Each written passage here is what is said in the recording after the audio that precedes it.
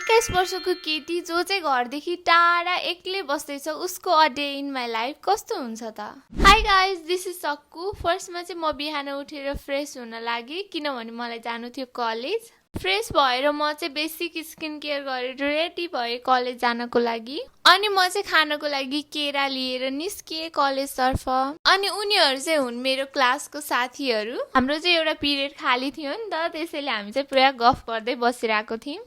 अनि मलाई सबैभन्दा धेरै सोधिने क्वेसन भनेको म कुन कलेजमा पढ्दैछु भनेर हो।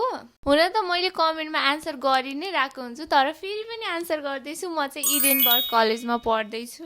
अनि क्लास सकेर म चाहिँ घर फर्किएँ। अनि म चाहिँ हजुरहरूलाई टाइम देखाउन आँटेको आफै तर्सिएँ, किनभने क्यामेरामा 53 देखिरहेको छ बट इट्स 23। रुम पुगेर म चाहिँ खाना खाएँ, रेस्ट गरेँ, सबै काम सकेर म चाहिँ रेडी हुन लागि किनभने मलाई भिडियो बनाउनु पर्ने थियो। अनि यो बुक रिभ्यू वाला भिडियो चाहिँ मैले अलरेडी पोस्ट गरिसकेको छु, हेर्नु भएको छैन भने हेर्नु होला। अनि जम्मा 1 मिनट 30 सेकेन्डको भिडियो बनाउनको लागि मलाई यति धेरै टाइम लाग्यो, आई कान्ट टेल यु। अनि बीचमा चाहिँ अलिअलि ड्रामा त गर्नु परि नै हाल्यो। एज यु क्यान सी मैले कति धेरै भिडियो डिलिट गरेको छु भनेर।